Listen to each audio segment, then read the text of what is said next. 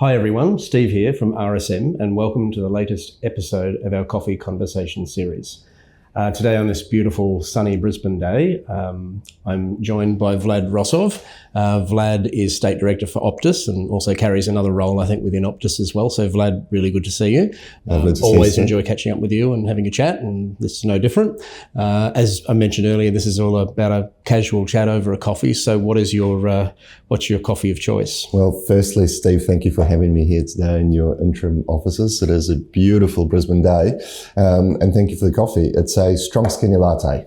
Excellent. That's my drink of choice. Mine is an oat latte. I sometimes go to the piccolo, but today it's definitely a strong oat latte, and I need a strong one. So Vlad, as you know, this is just a casual chat, and it's really about, I guess, getting to know you a little bit more and finding out a little bit more about your business, and for the benefit of our viewers as well. So maybe if we could just kick off and tell me a little bit about yourself, about your background, and sort of what's brought you to where you are in your career at this point as well. Okay. I'll probably start from way back. So the name gives it away, but I was born in Moscow, and mum and dad decided to immigrate to New Zealand when I was a kid. So I was 13 at that time. I grew up in New Zealand and moved to Australia. January will be 15 years, 11 years in Sydney, and 4 years in Brisbane. Brisbane's home now. I'm loving it. And of those 15 years, 14 I've been with Optus. I've done various roles at Optus. I love what the organisation stands for. I get to meet great people and great customers like yourself. And my more recent role in Queensland, you're right, I was a Queensland State Director. I'm in our enterprise part of the business, so I look after our largest enterprise and local government customers down the East Coast. So I'm a senior director for major accounts with sales teams across Queensland, New South Wales and Victoria. Oh, very good. Excellent.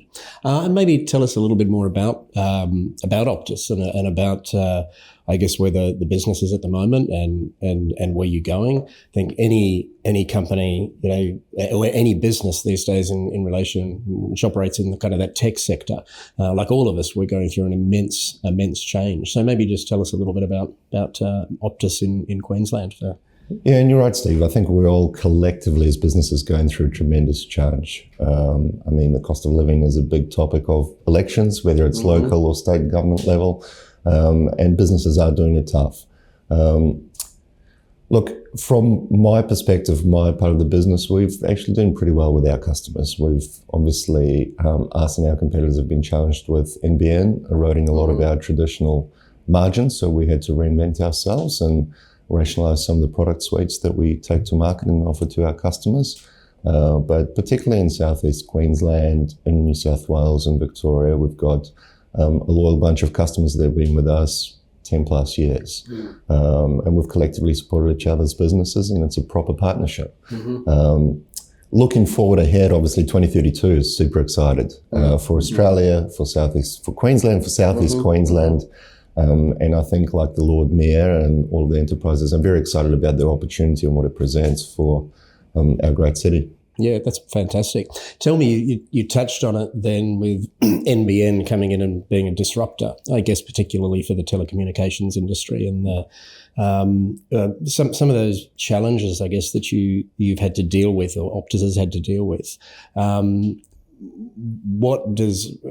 have you sort of responded to those challenges, and how does the company say, I guess it's like all of us, we have to remain very agile because, new technologies, generative AI, those sorts of things have an enormous impact. They have an enormous impact on our business.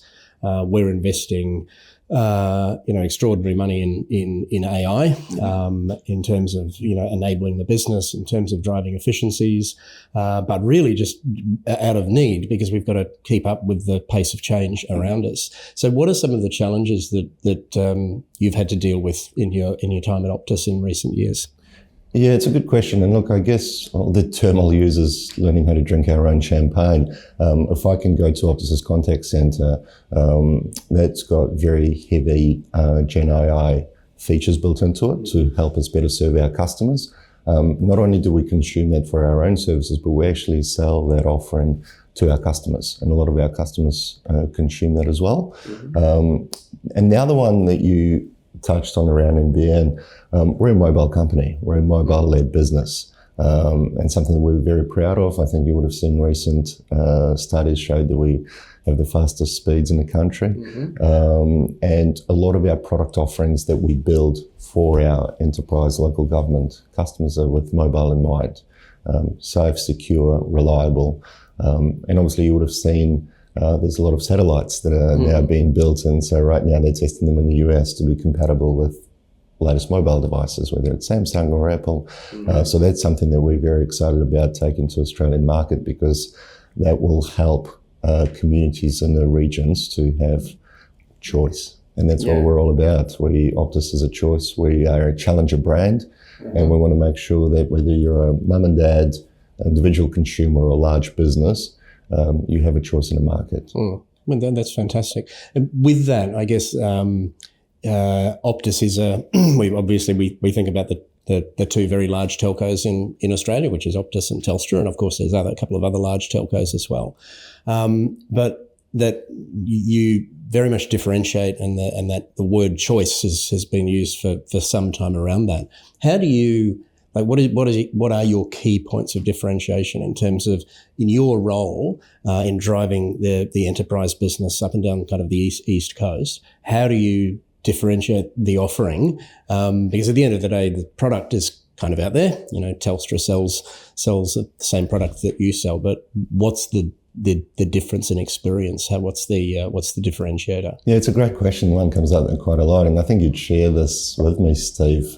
Similarly, in your environment where you've got competitors in the marketplace that offer similar things, ultimately what differentiates you is the service that you provide to your customers. So I'd like to think that the way I lead my teams is we listen to our customers, we try to understand them and listen to what they want and address their needs and go above and beyond that. Customer obsession is something that's built into our DNA. And I think that's ultimately what differentiates ourselves from our competitors. Yeah, no, that's fantastic. One of the things that resonates with me, I was very fortunate you invited me along to the Optus study tour. That's probably 2 months ago now. Time flies when you're having fun. And that was a wonderful experience in terms of, connecting with other people. And one of the things that I kind of took away from that as well is that was all about the people in the room. It wasn't about Optus. So there was no Optus branding or anything like that at that event too. So it seems like that's something that you really pride yourselves on in terms of, driving that connectivity and building long-term relationships, sort of we call them at RSM that in terms of what we're all about is having non-transactional relationships with our clients. Yeah. So we're not transactional people. Yes, we're transactional people in terms of what we do, but we like to build sustainable, long-term, real relationships. And I think that's a common It's thing. The language that we use. Yeah. It's a sustainable, long-term relationships and partnerships, and it takes years to build, and you have to invest in it. You have to understand them. And thank you for raising the advisory board and the technology forum. That's an example of where we bring together like-minded people, and sometimes those customers will be their own competitors in their own marketplace. So for them to have a unique opportunity to come to an environment where it can be a trusted environment, where they can float some ideas with their peers, build some great contacts, and we're merely a facilitator of that environment, what it happens. So we're very proud of that. No, that's fantastic, as you should be. So finally, and just always like to finish on a positive note and around the notion of opportunity, and what do you see, what excites you about the opportunities that we've got in front of us in the foreseeable future in Brisbane and in Southeast Queensland? Well, it's a big question to finish up. I think at a personal level, you're aware, Steve, I've got a 6-year-old daughter. Brisbane's home now. She's very settled and enjoying it here. So I'm very excited what the future holds for her here in Brisbane, particularly for 2032. For the businesses and communities, I think, how passionately I speak about Brisbane and how much I love it here. The people here are just so engaging. They go out of their way to help each other. And the same applies to small businesses, social connections, enterprises. we're in the real people business. And I actually really, really enjoy conducting business in Queensland because it's very like-minded people. So, look, we touched on 2032. You look at something like the Queen's Wharf development, and if we look outside, Steve, the amount of construction's going on right now in the city is phenomenal. So if we can leave a legacy behind us, and you'll hear Lord Mayor talk a lot about legacy. 2032 is an excuse for something that we should be doing anyway. The games will come and go, but the legacy will remain, and that's very exciting for us. No, I agree. The legacy will be fantastic. Vlad, thank you so much. Always an absolute delight to have a chat, and no doubt we'll probably do one in the not too distant future, perhaps over something other than a coffee as well. But thank you. And thank you all for tuning in. Hopefully you took away some valuable insights from Vlad, and we'll see you all again next time. Thanks. Thank you, Steve.